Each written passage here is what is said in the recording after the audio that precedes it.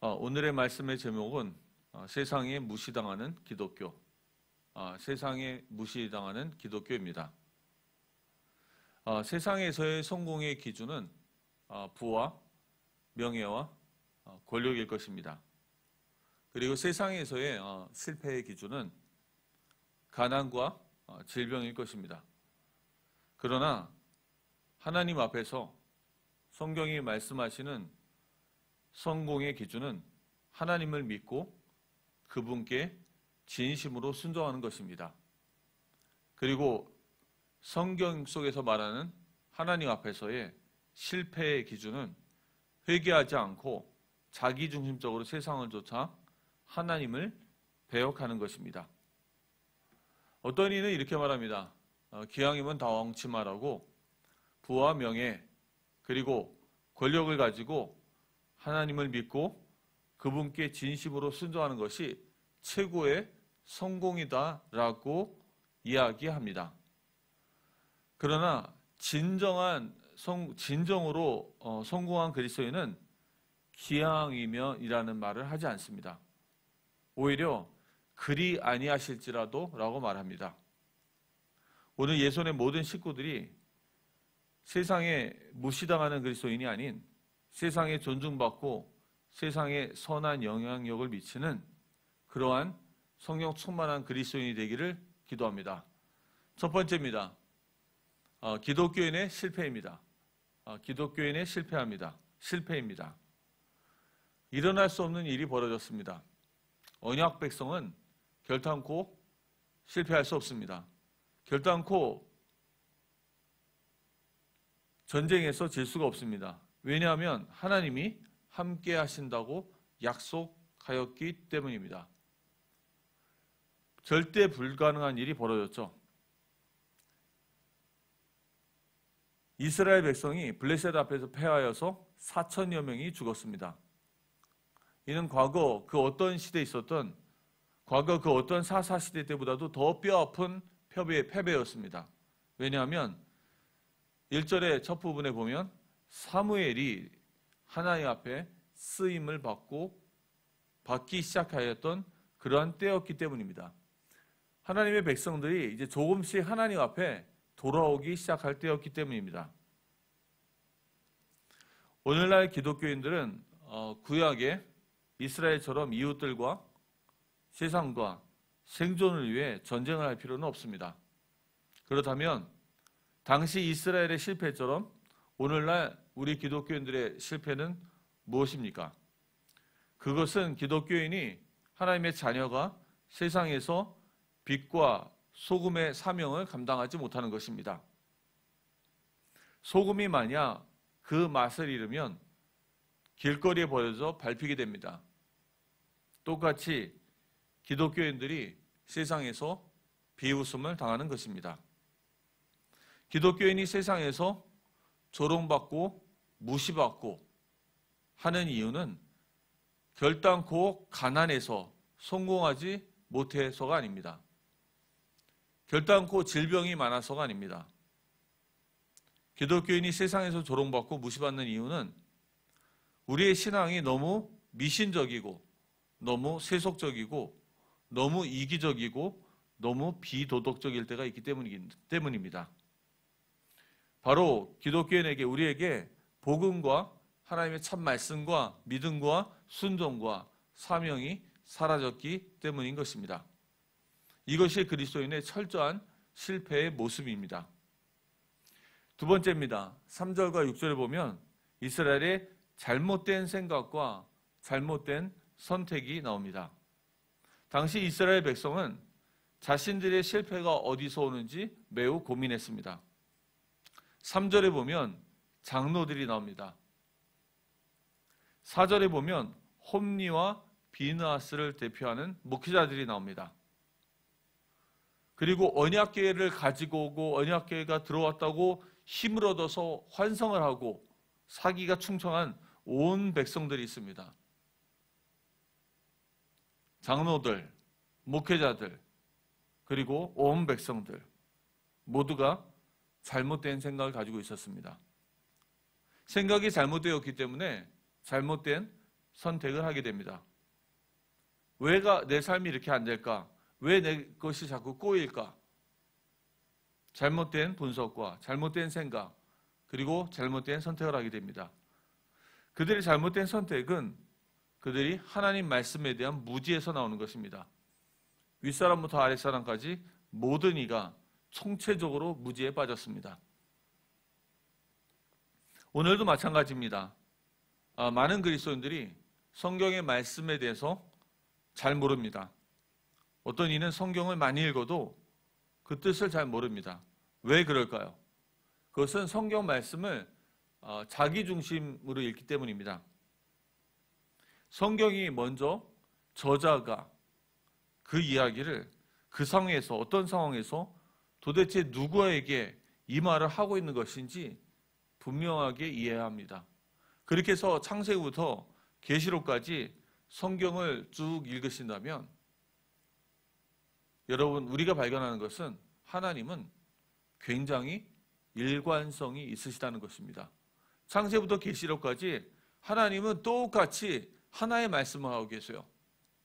일관적으로 변함이 없으신 하나님이 자기의 뜻을 분명하고 정확하게 계시하고 계십니다. 바로 하나님은 그리스도를 통해서 자신의 나라를 완성하기 원하십니다. 그리스도의 십자가의 희생을 통해서 자기의 백성을, 자기가 택한 자들을 구원하시기 원하십니다. 그들에게 성령을 주셔서 그들을 자기 백성의 이름 아래 모으시며 그들과 함께 하시고 그들을 통해 자기의 나라, 하나님의 나라를 이루시길 원하십니다. 이것을 통해 하나님은 우리와 언약을 체결하신 것입니다. 하나님은 창세기부터 계시록까지 계속 동일한 말씀을 합니다. 구약에서도 하나님은 계속 이스라엘 백성에게 창세기부터 신명기에 있는 모세오경을 통해 똑같은 말을 반복하고 계십니다. 하나님은 한 번도 다른 얘기를 한 적이 없었어요. 그런데 이스라엘은 단 한 번도 제대로 하나님의 말씀이 무엇인지 이해한 적이 없었습니다. 항상 자기 중심으로 하나님의 말씀을 이해합니다. 오늘날에 큐티라든지 묵상집이 많이 나옵니다. 좋은 면도 있는데 안 좋은 부분도, 조심해야 될 부분도 있습니다. 저희가 설교를 성도님들이 드시는데 좋은 것도 있는데 굉장히 조심해야 될 부분도 있어요. 그것은 무엇이냐면 성경이 말하는 계시를 원래 이해합니다. 하나님의 말씀을 듣고 내가 원하는 거, 나의 필요한 거, 내 문제 해결할 수 있는 해답을 찾는 것이 아니고 하나님이 이 성경 본문을 통해서 어떤 말씀을 계시하는 것이고 하나님의 뜻이 무엇인지를 이해해야 하는 것입니다. 그렇다면 우리는 중요한 것을 발견하게 되는데 하나님은 처음부터 끝까지 일관되게 계속 같은 말씀을 우리에게 주고 계십니다. 우리가 그 얘기에 들어가지 않는 거예요.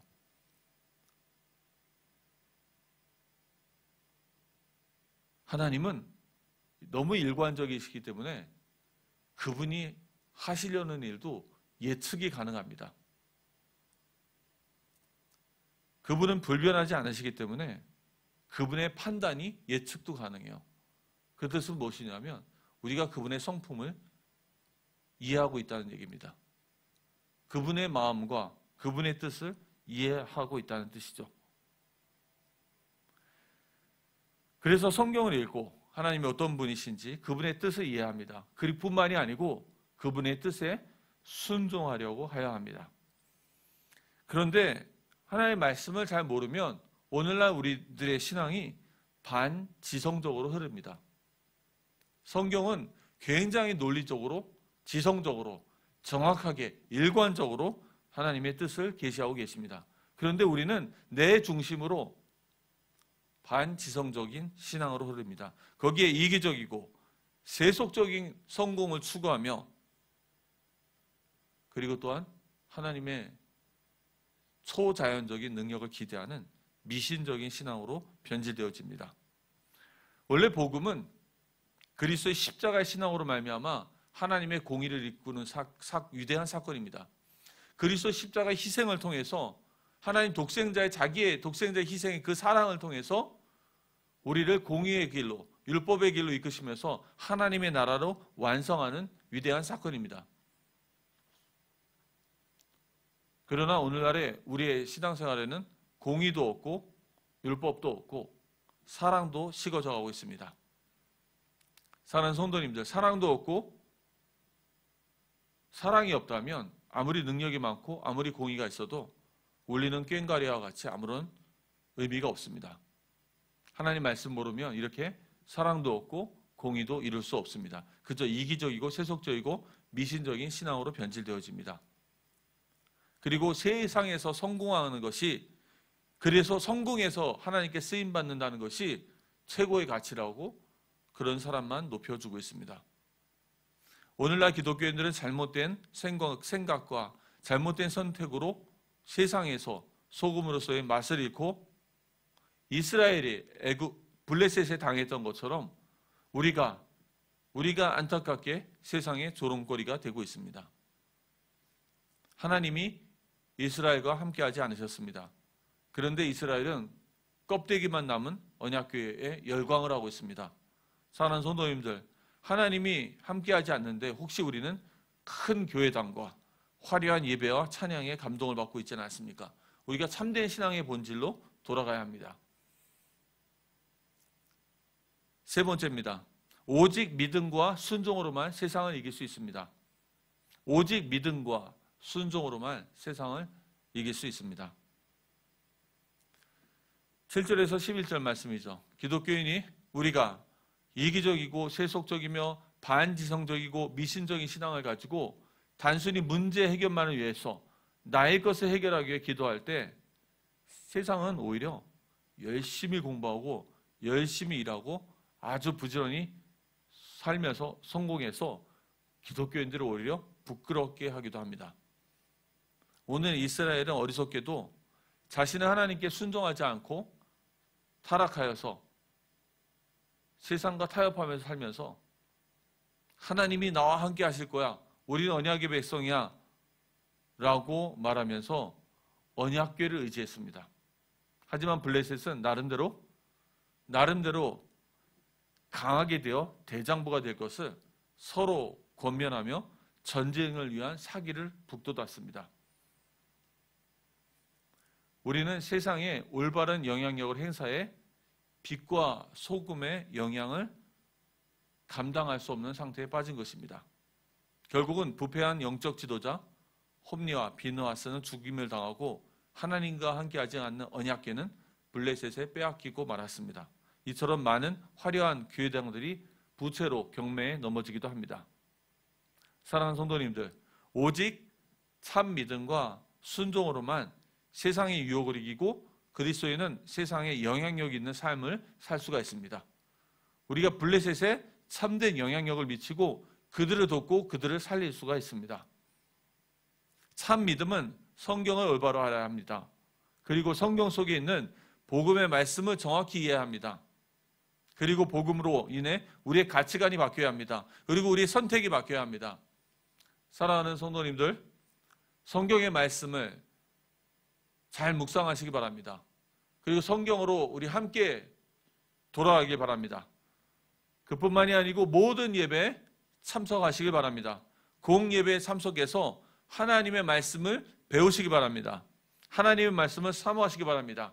그리고 이제는 우리가 순종해야 할 때입니다. 참 순종은 하나님을 사랑하는 자만이 가능합니다. 하나님을 사랑하지 않고 순종하려 한다면 억지로 하게 됩니다. 억지로 하게 되면 나중에 사람을 원망하게 됩니다. 하나님을 사랑하지 않으면 순종할 수가 없습니다. 주일 강단 말씀입니다. 추수절, 성령 안에서 완성된 첫 열매의 축제입니다. 사랑하는 성도님들, 우리가 이 한 주간이 하나님은 우리를 첫 열매를 부으셨습니다.